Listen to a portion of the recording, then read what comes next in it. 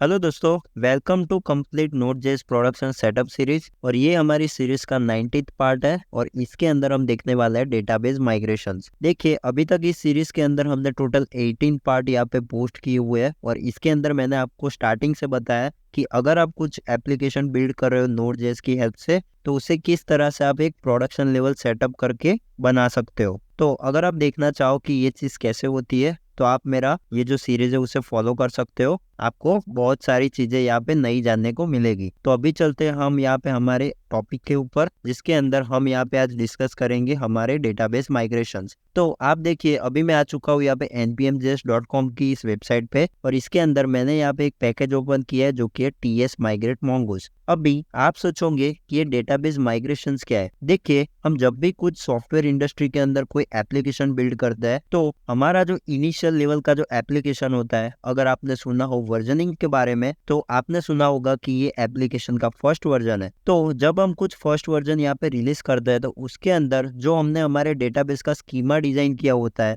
जैसे कि कुछ यूजर का डेटा है, तो अगर मोंगोडीबी के अंदर कुछ यूजर कलेक्शन है तो उसके अंदर सपोज हमने डिफाइन किया कि इसके अंदर फर्स्ट नेम और लास्ट नेम आने वाले, राइट। अभी वर्जन 1 के अंदर हमने फर्स्ट नेम और लास्ट नेम यहाँ पे यूजर के स्टोर किए, लेकिन जब हम वर्जन 1.1 रिलीज करते हैं तो उसके अंदर मैं चाहता हूँ कि ये जो फर्स्ट नेम और लास्ट नेम है वो कंबाइन हो जाए और उसकी सिंपल नेम प्रॉपर्टी हो जाए। तो ये जो चेंज है वो जब भी हमें परफॉर्म करना होता है हमारी ऑन गोइंग एप्लीकेशन के अंदर, तब हमारा पिक्चर में आता है यहाँ पे डेटाबेस माइग्रेशन का कॉन्सेप्ट, जिसके अंदर हम यहाँ पे स्कीमा चेंजेस को एडेप्ट करते हैं हमारे अपकमिंग वर्जन्स के अंदर और हमारे जितने भी चेंजेस होते हैं उसे बेसिकली अप्लाई करते हैं। तो ये जो चीज है उसे कैसे सेटअप करना है वो आज मैं इस वीडियो के अंदर आपको दिखाऊंगा। तो अभी मैं क्या करता हूँ, ये जो कमांड है इसे सिंपल यहाँ से कॉपी करूंगा एंड देन अभी मैं चलता हूँ VS कोड के अंदर और यहाँ पे मुझे क्या करना है, ये जो यहाँ पे कमांड मैंने कॉपी किया इसे सिंपली पेस्ट करूंगा और यहाँ पे इसे एंटर कर दूंगा। तो मेरा ये जो पैकेज है वो यहाँ पे सक्सेसफुली इंस्टॉल हो चुका है। अगर आप यहाँ पे पैकेज.json के अंदर जाके देखेंगे तो ये जो पैकेज है वो यहाँ पे सक्सेसफुली इंस्टॉल हो चुका है और एक्चुअली में मैंने इसे पहले से इंस्टॉल करके रखा था बिकॉज ये जो मेरा इंटरनेट है यहाँ पे वो बहुत ही स्लो है। तो अभी आप देखिए यहाँ पे एक चेंज यहाँ पे पहले से ही आपको दिखा रहा होगा, लेकिन कोई बात नहीं, ये अभी इंस्टॉल हो चुका है। तो अभी हम क्या करेंगे, माइग्रेशन सेटअप करने के लिए आपको यहाँ पे सबसे पहले तो एक फोल्डर क्रिएट करना होगा जिसका नाम हम रखेंगे माइग्रेशंस और इसके अंदर आप एक फाइल क्रिएट करेंगे जो कि होगी .git keep। अभी इतना हो जाने के बाद आपको यहाँ पे एक स्क्रिप्ट क्रिएट करनी है जिसके अंदर आप यहाँ पे स्क्रिप्ट का नाम देंगे माइग्रेट या फिर migration.js और इसके अंदर अभी मैं पेस्ट करने वाला हूँ एक माइग्रेशन स्क्रिप्ट। तो यहाँ पे मैंने ये माइग्रेशन स्क्रिप्ट यहाँ पे पेस्ट कर ली है और ये जो माइग्रेशन स्क्रिप्ट है वो बेसिकली हमने यहाँ पे जो पैकेज इंस्टॉल किया टीएस माइग्रेट मोंगोज उसके लिए बनाई गई है। तो ये जो टीएस माइग्रेट मोंगोज है उसके अंदर हमें कुछ कमांड मिलते हैं जो कि यहाँ पे लिस्ट किए हुए हैं, जिसमें से पहला है क्रिएट, अप, डाउन, लिस्ट और प्रून। तो ये जितने भी कमांड है उसका हम यूज करके देखने वाले हैं कि एक्चुअली में ये कैसे काम करता है। तो ये बहुत ही नॉर्मल सी स्क्रिप्ट है। तो यहाँ पे मैंने कुछ वैलिडेशन लगाया हुआ है और यहाँ पे मैंने और कुछ वैलिडेशन लगाया हुआ है बिकॉज मैं चाहता हूँ कि ये जो लिस्ट और प्रून कमांड है उसके अंदर हमारा माइग्रेशन का नेम है वो यहाँ पे पास नहीं होना चाहिए बिकॉज ये जो रन npm स्क्रिप्ट नाम का जो फंक्शन है उसके थ्रू हमें यहाँ पे जो माइग्रेट कमांड है उसको रन करना है exec मोड की हेल्प से। तो ये बहुत ही नॉर्मल सी स्क्रिप्ट है, इसके अंदर कोई जादू नहीं है, आप इसको एज इट इज यहाँ से कॉपी कर सकते हो एंड देन आपको क्या करना है, अभी आपको जाना है पैकेट.json के अंदर और यहाँ पे आपको एक इम्पोर्टेंट काम करना है। तो यहाँ पे आपको क्या करना है, ये जो स्क्रिप्ट्स नाम का जो हमारा ऑब्जेक्ट है इसके अंदर आपको एक स्क्रिप्ट ऐड करनी है जिसका हम नाम रखेंगे माइग्रेट डेव। और यहाँ पे अभी आप क्या करेंगे, ये जो हमारा कमांड है इसे सिंपली कॉपी करेंगे और यहाँ पे इसे पेस्ट कर देंगे। बट ये जो हमारा node_env नाम का वेरिएबल है उसकी जगह हमें बेसिकली एक स्पेशल वेरिएबल चाहिए जिसका हम नाम रखेंगे migrate_mode और ये हमारा डेव स्क्रिप्ट है इसलिए हम इसका जो नाम रखेंगे वो होगा डेवलपमेंट। तो ये बेसिकली हमारा माइग्रेशन का स्क्रिप्ट हमारे डेवलपमेंट के लिए है जो कि यहाँ पे काम करने वाला है और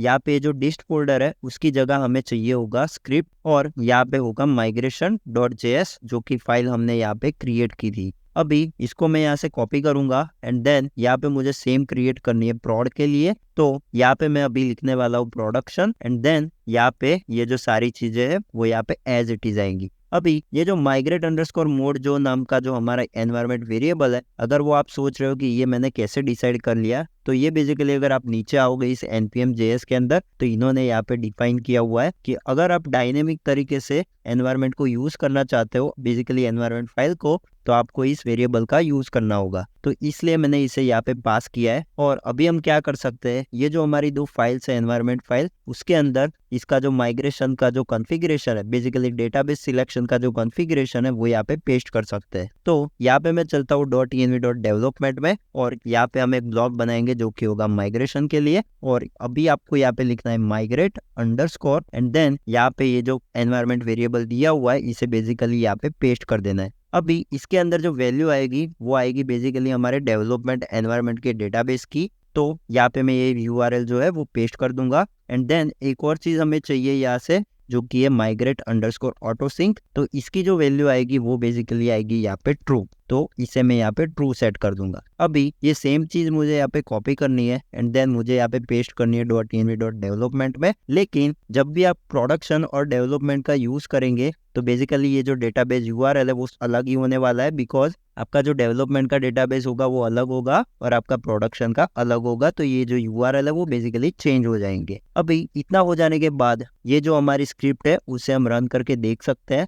तो अभी हम क्या करेंगे, यहाँ पे मैं चलता हूँ टर्मिनल में, और यहाँ पे मैं जो हमने यहाँ पे स्क्रिप्ट क्रिएट की जो कि है migrate dev, उसे रन करने वाला हूँ। तो यहाँ पे मैं लिखता हूँ npm run migrate dev। अभी जैसे मैं यहाँ पे एंटर करूंगा तो आप देखना यहाँ पे हमें एक एरर दे रहा है जो कि इनवैलिड कमांड। तो हमारी ये जो स्क्रिप्ट हमने यहाँ पे क्रिएट की है migration.js, इसके अंदर हम यहाँ पे कमांड लाइन आर्ग्यूमेंट्स ले रहे हैं, जिसके अंदर मैंने यहाँ पे पहला तो मांगा है कमांड, जो कि इसमें से कोई एक कमांड होना चाहिए। तो यहाँ पे हमें पास करना होगा क्रिएट, बिकॉज मैं चाहता हूँ कि यहाँ पे मैं एक नया माइग्रेशन क्रिएट करूँ। और उसके बाद जो हमारा सेकंड आर्ग्यूमेंट है कमांड लाइन का, वो है बेसिकली एक माइग्रेशन का नेम। तो ये जो माइग्रेशन का नेम है वो बेसिकली आपका जो डेटाबेस स्कीमा के अंदर चेंज है उसके ऊपर डिपेंड करता है। जैसे कि मैं अगर यहाँ पे फर्स्ट नेम और लास्ट नेम को रिमूव करके नेम प्रॉपर्टी क्रिएट कर रहा हूँ, तो यहाँ पे मैं क्या कर सकता हूँ, यहाँ पे मैं सिंपली लिख सकता हूँ first name last name to name and then simply यहाँ पे एंटर करूंगा। अभी इतना करने के बाद आप यहाँ पे देखना ये जो हमारा माइग्रेशंस फोल्डर है उसके अंदर एक फाइल क्रिएट हो चुकी है। और अभी आप इसके अंदर जाएंगे तो आपको यहाँ पे दो फंक्शन मिलने वाले हैं, जिसमें से पहला फंक्शन है अप और दूसरा फंक्शन है डाउन। तो ये जो आप फाइल है उसको अगर आप ध्यान से उसका नाम देखेंगे तो ये वही नाम है जो कि हमने यहाँ पे माइग्रेशन का नाम दिया था। तो ये जो फाइल है वो क्रिएट हुई, उसके बाद एक चीज हुई होगी हमारे डेटाबेस के अंदर। तो अगर हम यहाँ पे डेटाबेस के अंदर चलते हैं और यहाँ पे अगर रिफ्रेश करते हैं तो आप देखिए यहाँ पे एक कलेक्शन क्रिएट हो चुका है अपने आप ही, जिसका नाम है माइग्रेशंस। और अगर आप इसके अंदर जाके देखेंगे तो ये हमारे माइग्रेशन का नाम जो कि यूनिक होता है, और अभी इसका जो स्टेट है वो है डाउन। तो ये जो माइग्रेशंस होता है उसके अंदर स्टेट मैनेजमेंट बहुत ही इंपॉर्टेंट चीज है, और ये चीज ये पैकेज जो है हमने यहाँ पे इंस्टॉल किया था वो बहुत ही आसानी से यहाँ पे हैंडल कर पाता है। तो अभी ये जो स्टेट है इसका वो है डाउन, लेकिन मैं चाहता हूँ कि ये जो इसके अंदर मैं पूरा कोड लिखने वाला हूँ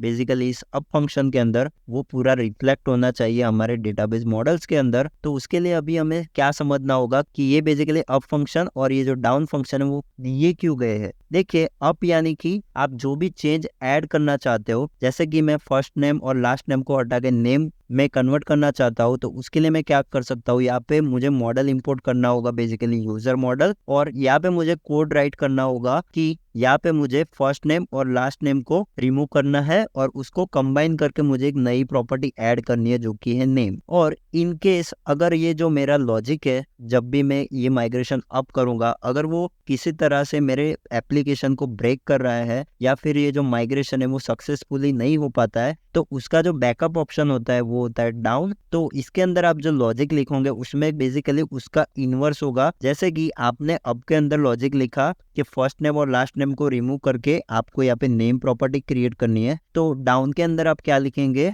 नेम में से आपको फर्स्ट नेम और लास्ट नेम क्रिएट करना है और नेम प्रॉपर्टी रिमूव करनी है। तो इसके अंदर हम क्या करते हैं, जैसे कि मैंने ये माइग्रेशन क्रिएट कर दिया, अभी मैं क्या करूंगा, इसे अप करूंगा। तो मैं क्या करूंगा, यहाँ पे लिखता हूँ npm run up, और सॉरी अप नहीं, यहाँ पे लिखेंगे migrate dev, और इसके बाद आपको कमांड देना है, तो कमांड है हमारा अप, और इसके बाद आपको यहाँ पे माइग्रेशन का नाम देना है। तो इसे मैं यहाँ से कॉपी करता हूँ और इसे यहाँ पे सिंपली पेस्ट कर दूंगा। अभी देखिए ये जो हमारा डेटाबेस है उसके अंदर हमारा डाउन स्टेट था, लेकिन जैसे ही मैं यहाँ पे एंटर करूंगा तो हमारा यहाँ पे क्या होने वाला है, यहाँ पे इसने बता दिया है सिंक्रोनाइज डेटाबेस फाइल्स और यहाँ पे इसने अप कर दिया है और यहाँ पे माइग्रेशन सक्सेसफुल हो चुका है। लेकिन ये जो माइग्रेशन है वो थोड़ा टाइम ले सकता है, बिकॉज जब भी आप यहाँ पे डेटाबेस का लॉजिक लिखोगे जिसके अंदर आपके लूप्स हो सकते हैं और कुछ भी हो सकता है जिसके अंदर आप अपने सारे डॉक्यूमेंट्स को चेंज करोगे, तो इसमें इस टाइम जाएगा। लेकिन अभी हमने यहाँ पे कोई लॉजिक नहीं लिखा, इसके लिए ये इंस्टेंटली होगा। और इसके अंदर अभी जाके हम इसे अगर रिफ्रेश करेंगे तो आप देखिए इसका जो स्टेट है वो यहाँ पे अप हो चुका है।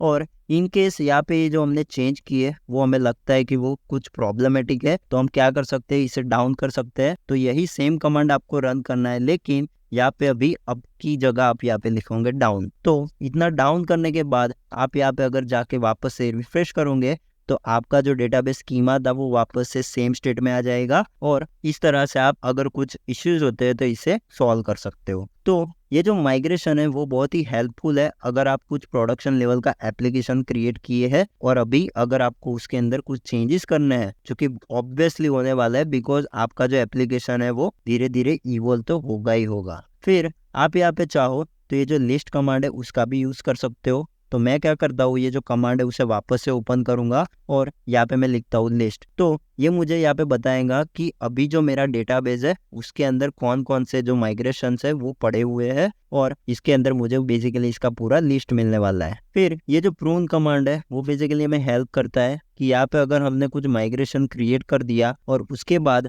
हम इस फाइल को सपोज डिलीट कर देते हैं, और तब हम क्या कर सकते हैं, ये जो इस फाइल है इसको अगर मैं यहाँ से अगर सपोज डिलीट कर दूं और अभी मैं क्या करूं, ये जो प्रून कमांड है उसे रन करूं, तो आप देखना क्या होगा। जैसे ही मैंने यहाँ पे प्रून कमांड को रन किया तो यहाँ पे इसने ये जो डेटाबेस की एंट्री थी उसे रिमूव कर दिया। मतलब कि यहाँ पे अगर फाइल ही एग्जिस्ट नहीं करती माइग्रेशन की तो डेटाबेस में उसकी एंट्री रख के करेंगे क्या। तो ये जो पैकेज है वो सारी ये जो चीजें हैं वो अपने आप ही हैंडल कर लेता है, तो बहुत ही पावरफुल पैकेज है। और एक और चीज कि ये जो माइग्रेशंस होते हैं वो ऑलवेज आपकी वर्जन हिस्ट्री में रहने ही चाहिए। अगर आप गिट यूज करते हैं तो उसके अंदर भी आप इसे पुश करेंगे, बिकॉज आपकी एप्लीकेशन जहाँ पे भी होस्टेड है वहाँ पे भी आपको ये चेंजेस करने होंगे। तो ये जो सारे माइग्रेशंस है वो वहाँ पे भी जाके आप रन करने वाले हो। तो बस इतना ही था इस वीडियो में, और आई होप कि आपको ये माइग्रेशन से वो समझ में आ चुके होंगे। और अभी नेक्स्ट वीडियो के अंदर हम डिस्कस करने वाले हैं हमारी एप्लीकेशन के हेल्थ एंड पॉइंट के बारे में, कि ये हेल्थ एंड पॉइंट क्या होता है और क्यों इम्पोर्टेंट होता है हमारी एप्लीकेशन के लिए। तो अभी अगर आपको ये वीडियो पसंद आया तो प्लीज इस वीडियो को लाइक कीजिए